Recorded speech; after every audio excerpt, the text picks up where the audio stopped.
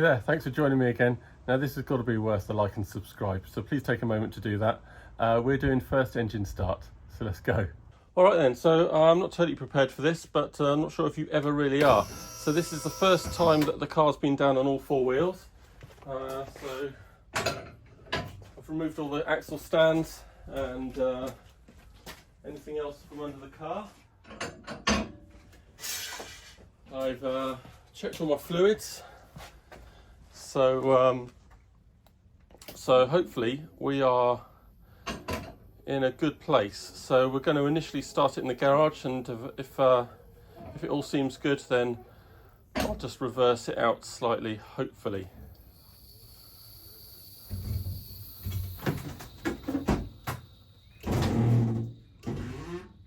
And there we have touchdown. Just get the jacks right down. All right, just before the engine start, I did just want to take this moment to show you the two options that I found to fit this oil sender in down there. This one is from Summit Racing, this little blank off plate with the correct 3/8 thread or something like that. I'll show you the pictures right now and talk about the two options. So this first unit from Summit Racing, you can see even when the sender is screwed in, it's not going to restrict any oil flow going through there. So I think this was probably the best option. However, the option from Amazon I think was also going to be okay, but I did swap it out obviously. I think even when the sender thread is screwed in, this unit here is deep enough for the oil to be passing through, and this is the original cap that I took off, and you can see how deep that recess is compared to the Amazon one. So make your choice, but don't ruin your engine by restricting the oil flow. Alright then, so I'm not sure if I'm totally ready. Like I said, I've checked oil and that's all good. I've checked fluid, that's all good. Keeps on going down because it's filling up all the voids, so I'll keep an eye on that. You know, everything's in, exhausts are all happening. I haven't tightened up the U-bolts. Hopefully I won't have too many gases, etc. escape out of there. Dash is dashing. So all I really need to do is turn on the battery in the boot and see if the sucker... Oh, I will just put the gear stick on so I can at least get into first and reverse hopefully. So I'll just do that and then we're going to go for it. Alright, so here we go. So I'm going to turn it on. I'm going to initially check that I've got any leaks when the fuel pump starts going. Make sure I've done the pressure regulator correctly now. And then we'll go for a start and we'll see if it starts.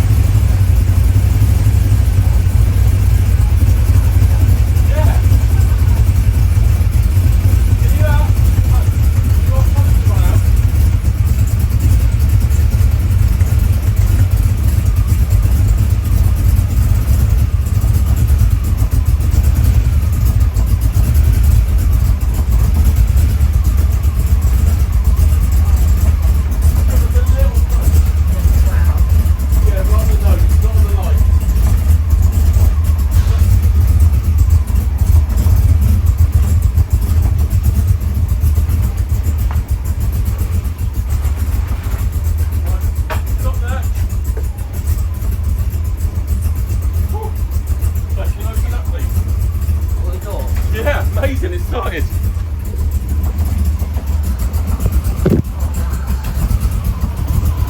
Right, I've got smoke everywhere because of the exhaust I've done up. So that's all good.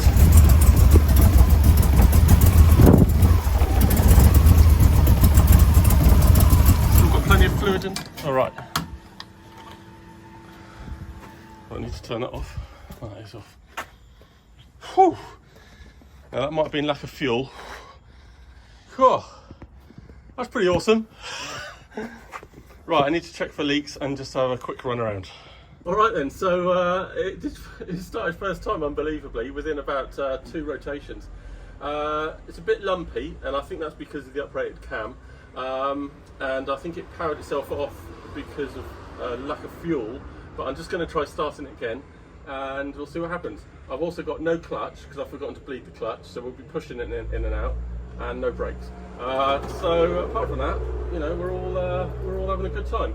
So let's go for that again.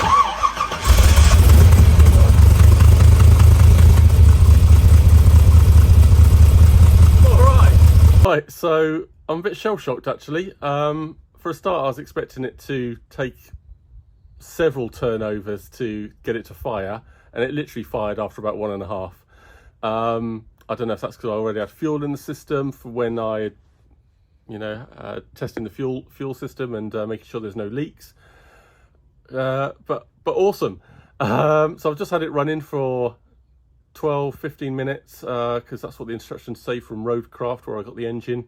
You know, you've got to bed the engine bit, make sure it's thrown enough oil around, you know, no short starts, certainly not when it's brand new like this and first start. So kept it running. A little bit lumpy, I've read about that because of the uprated camshaft. So it needs a few revs. If I take my foot off the accelerator, it is dropping down to 800, maybe a bit lower, and then obviously just stalling. So I need to maybe look at an engine map for that and just increase the revs a bit. I can just attach a laptop and increase the revs. Blimey, I don't really know what else to say. I've been all around, had my son checking for leaks. I've got no leaks, which is fantastic. Not out of the whole fuel line, no oil anywhere, no coolant leaks, which is awesome. Those Michelor clamps are really doing their job. So now, I guess, I'm going to wait until it's cooled down a bit. I'm going to check the coolant level. I'm going to check the level for the power steering and make sure that's all good. My fog light doesn't work, so I need to adjust the wiring on the switch or check the fog light itself. My reverse light does work. I managed to get it into reverse even though I've got no clutch. So I know that the earths are all kind of working and connected, so that's good. So hopefully something basic. My warning light is staying on. Now that's a warning / parking light. And my brake, pneumatic brake was off and it was still lit. So I need to just review that. When I put the brake on, that all worked fine and we couldn't move it, but that didn't do anything to the light. So need to just double check that. Apart from that, everything else was good. Okay, so we're doing well with fault finding. Now, I had an incorrect connection for my fog light, which is why that didn't light up. That is now corrected. So if I turn the lights on, obviously that all turns the lights on, and when you put the fog on, now that illuminates and I get the light coming out there. So so that's all good. I'll show you those connections later, and also my side light and main light buttons were not illuminating, and I just had to swap 2 terminals over on those as well, so I'll show you that. But very simple, you know, just try different terminals and it comes into life. That's my oil pressure light, which successfully went out. Now this warning light is for low brake fluid and also your brake. So that now works. It was illuminated all the time and I haven't got any fluid in there.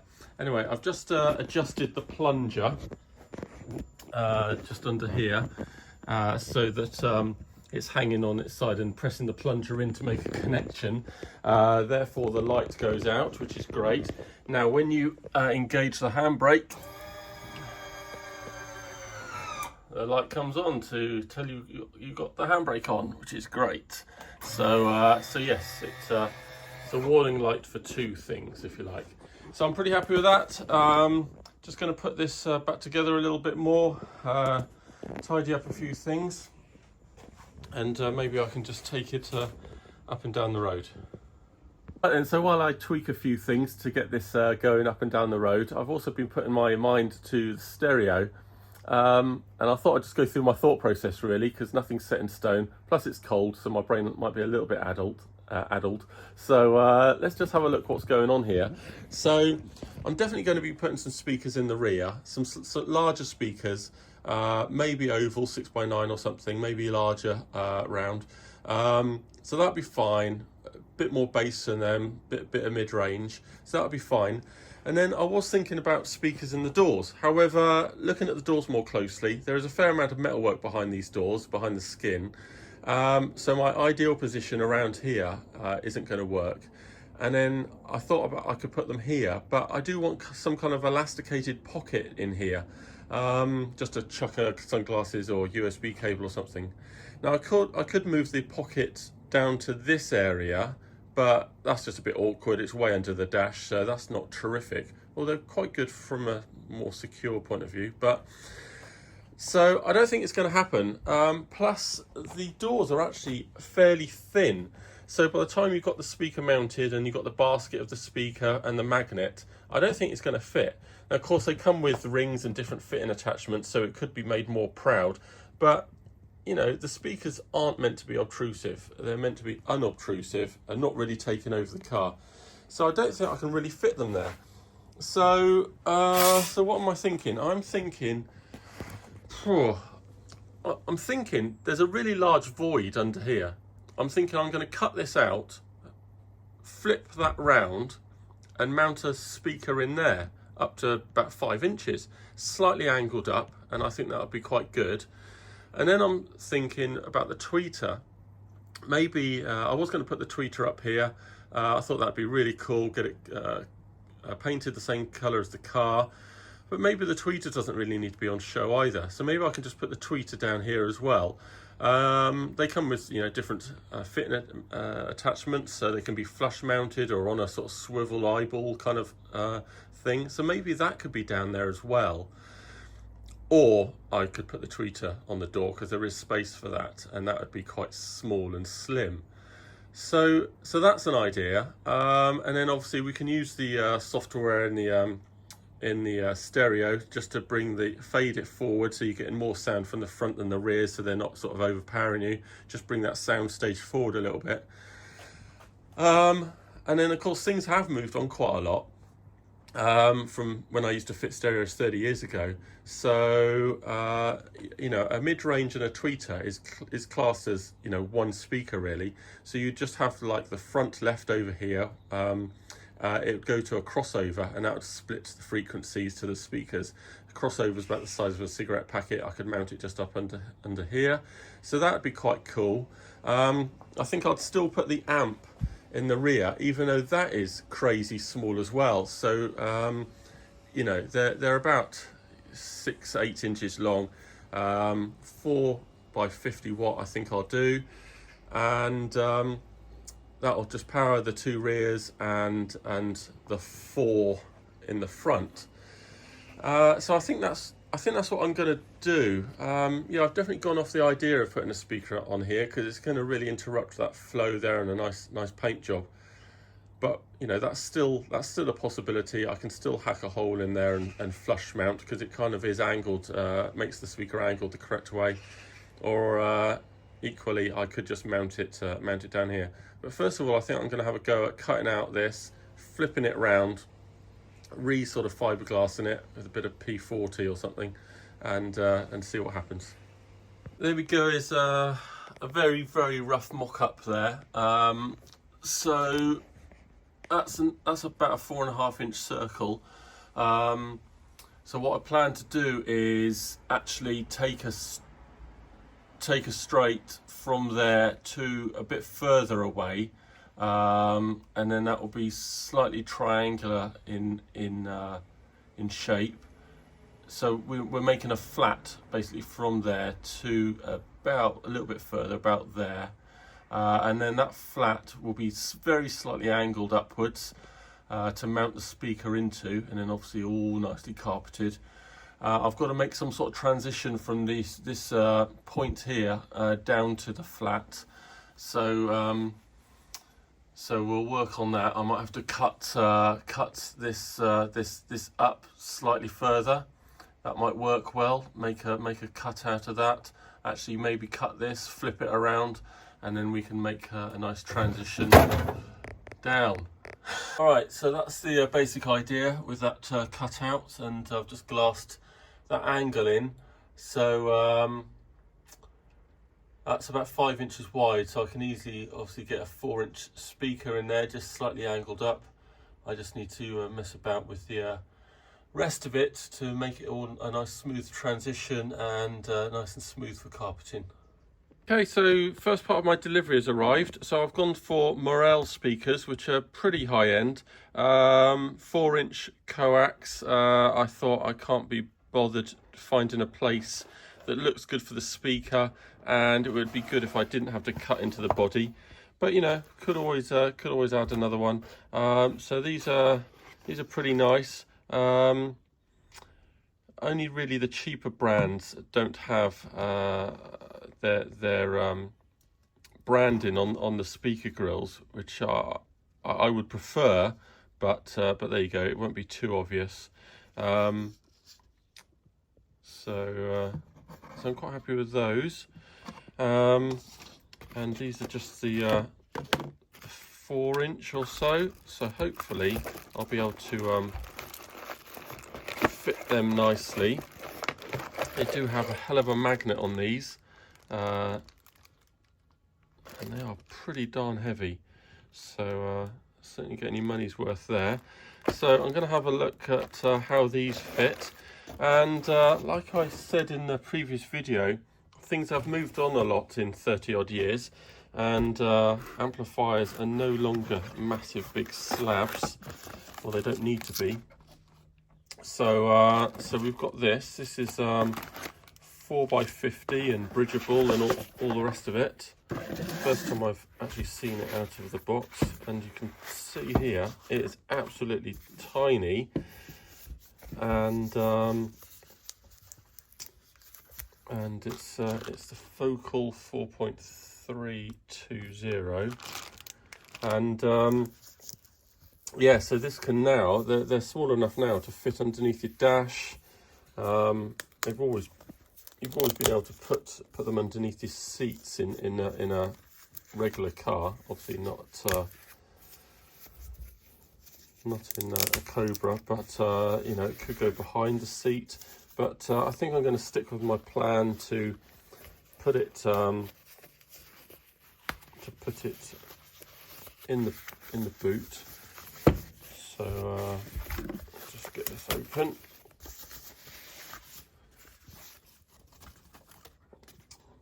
There we go. Pretty small. Let's get a tape measure on that if we can. So about 7 inches by 2.5, and what's that?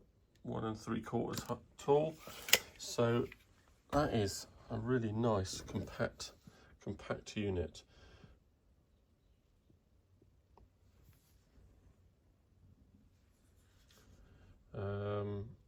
So we're going to have to read what the score is here.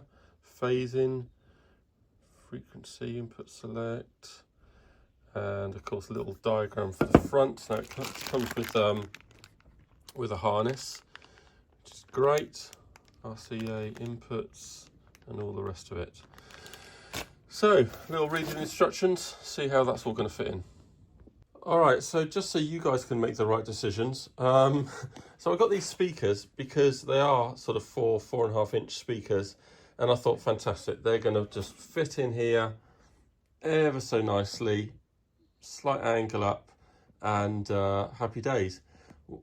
What I didn't count on, and certainly was not in the sort of dimensions that I saw, is the speaker grill is absolutely bloody massive, and it ends up making the speaker, you know, like a 6.5 inch speaker, which I definitely measured and I could not fit. Anyway, I've got them now. They are good speakers, so I'm going to make it work. But yeah, it's a shame that the grill isn't literally just a little smidge wider than the actual speaker. It's absolutely huge. Got a big old rim around it. All right, so I'm going to make it work. I'm going to stick them in here and build something up. All right, there we go. There's the speaker installed. Obviously, it looks terrible at the moment with all the filler, but once the carpet's all laid in there, I think the transitions will be nice and smooth. It should be able to fold the carpet into the hole and put the speaker over the top, and I think that'll soften it really well. Fits into that corner really nicely. It's got a little up kick that kind of, by the time you're sitting down, it'll be firing at kind of your neck area, so it's got a bit of direction on it. So I'm pretty pleased with that, actually, and I think that will all blend in very nicely. All right, so I've been wrestling with that speaker position all night, and it's in the morning now, and it's just something niggling me. I do think it's a great position. There's a massive void there. I think angled up, it's actually really nice.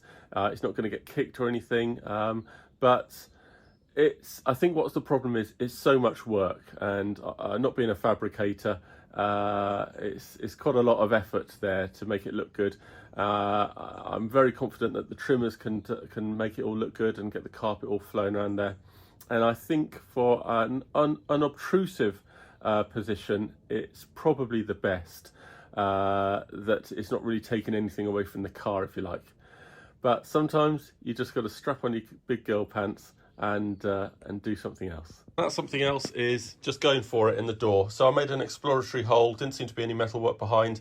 I believe the major metalwork is well, obviously behind here for where the bolts go in, and fantastic. I think I'm fortuitous that the speaker I have is only about 4.5, which is 10 centimeters, and the mounting flanges are then larger, and they will sit in here, and I think overall I'm already more at peace with this position. I've still got plenty of room here for an elasticated pocket, etc. Nice stitch detailing, etc. around the speaker perhaps. But I think also being underneath this this return, it's a little bit more, it's quite well hidden and still doesn't take too much away from the car, although the speaker grill is going to be fairly large. So let's just whack it in there and see what the heck it looks like now. All right, there we go. There's the initial mock-up, and I'm instantly happy with that. I mean, it was just so dead easy. I'm going to be bringing out a wire out of a grommet here, or one of those longer rubber grommets to bridge the gap. I've just checked the way the hinges open, and actually they do not open, and they would not clamp the wire coming out of here. So I'm going to somehow attach the wire to the hinge, and it will stay in a nice void where it won't be pinched at all, and that'll go into the car. So we can do something really nice there. Loads of space under here. There's only a thin metal bar going all the way to the back there to capture these bolts. So just it's all void, nice and thick at this distance as well, which was my initial kind of worry, because certainly here it's a lot thinner and it probably wouldn't fit, but here it's fantastic. So by the time there's a door card on there and everything else, I think we're onto something. So if nothing else, I've shown what can be done, just to give all you other builders an idea of where there's some spaces and what you can achieve. So I'm quite pleased that I did actually make that extra effort, but I'm going to try and return it kind of to its original form now, using even more filler and bits of pieces that I've cut off, just so it can be carpeted more easily. But there we go. So I'm going to just do the other door now and get the speakers all mounted in there, and then we'll have a look at just mounting the amplifier and see if we can just get some sounds out of it. Hey, so just a bit of detail there. When the door is fully open, that top hinge does not go against the bodywork. So I'm planning on attaching the wire somehow neatly round there, attached to the hinge, if you like, just so it travels with it during opening and closing. So, what do I think? Let's have a look. I'm already much more chuffed with that. That's gonna look great. It is actually just tucked out of the way in the shadow there. It's at a much better height, to be honest. It's not going to be so obscured, certainly from the passenger side anyway, and plenty of room for detail on the door card. Great. Here we are, halfway through the installation of the wiring now. So I've run all the wires in conduit all the way from front to back. So what we got all the wires coming from the output of the stereo here to go into the amp, and then from the output of the amp, back for the front left, front right. Obviously these wires are here for the rear, which will just be going up on this bulkhead here. We've got power and we've got earth. I'm just roping it together messily at the moment. Obviously it'll all be fitted much more nicely once we've had it trimmed, carpeted, etc. So I'm not going to go to town now, and obviously I'll shorten wires, put them in nice conduit, and it'll all just be tucked right at the back in a nice slender section there. So I've chosen these blocks here just in case anything needed to be undone, etc. I could have just soldered them directly or used some other terminals or something like that, but I didn't want to mess around with spades or bullet connectors.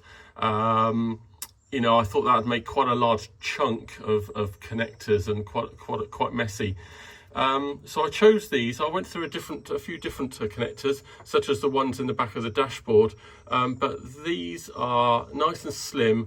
They clamp down with a lot of force, so I haven't been able to really tug them out except for under extreme pressure, and I think they're pretty good. I don't know how they are with hi-fi fidelity, you know, but I'm sure, you know, we're not really into the quality of the sound so much, bearing in mind that we're next to a couple of loud side pipes. So I think they should do, but they can always be changed.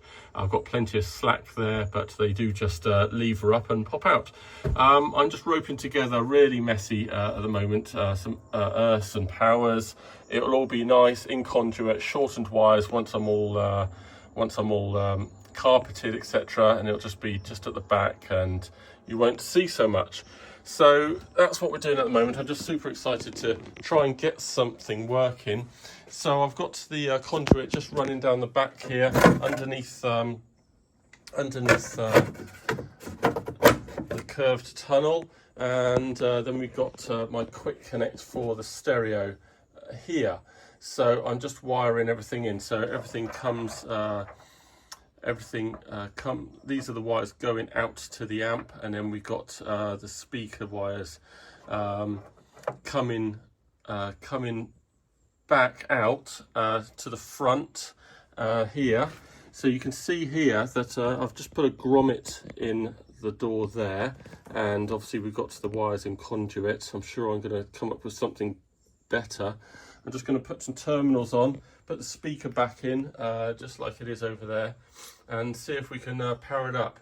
But yeah, obviously we will very much tidy that up. With that, we're in. No problems at all wired up beautifully. Well impressed. Still got protective cover on there, which is why you got the little triangle. I've just had this playing for a while, and I'll just play it briefly, although you won't get any effect through an iPhone and through your laptop speakers. But this is a really pleasant place to be, and my God, these speakers pump it out. Not a hint of vibrating. These doors are so solid. Hopefully, when they're all trimmed and sanded down, and the locks and everything all hold it tight, hopefully they'll still be solid.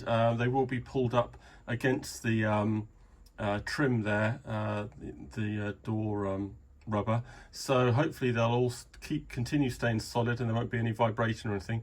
I've just whacked it up, and it's excellent.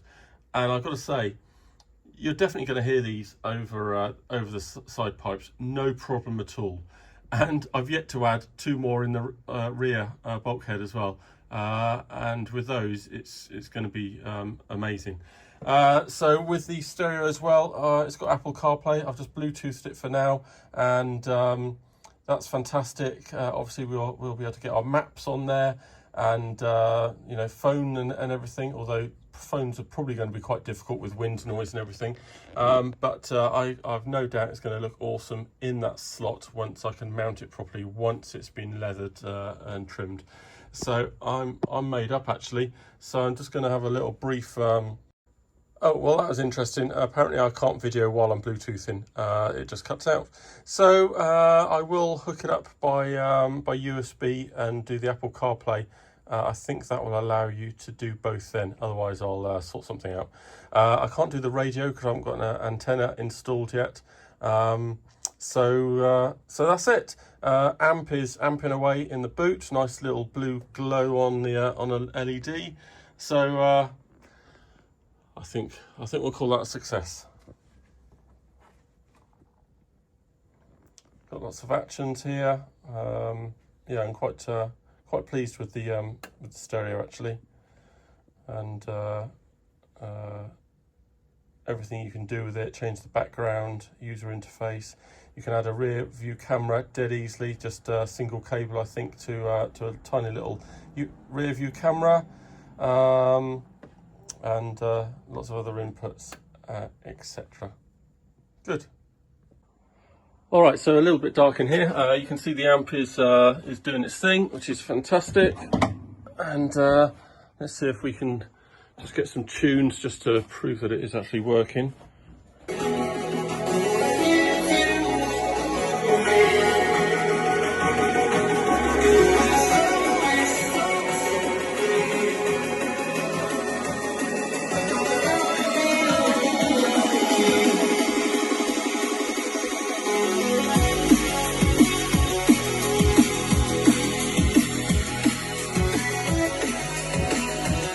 Well, we really went through the whole range of emotions there with the speaker placements, but I'm really pleased with the positions at the moment. So what's next for the car? Well, next time we're going to be fitting wind wings, sun visors, and stripping the car ready for paint. If you found anything useful at all or anything interesting, please give me a like and subscribe. Feel free to leave me comments, send me emails from my website, etc. And just to let you know, the car is still for sale, so let me know if you're interested. Other than that, I'll see you again.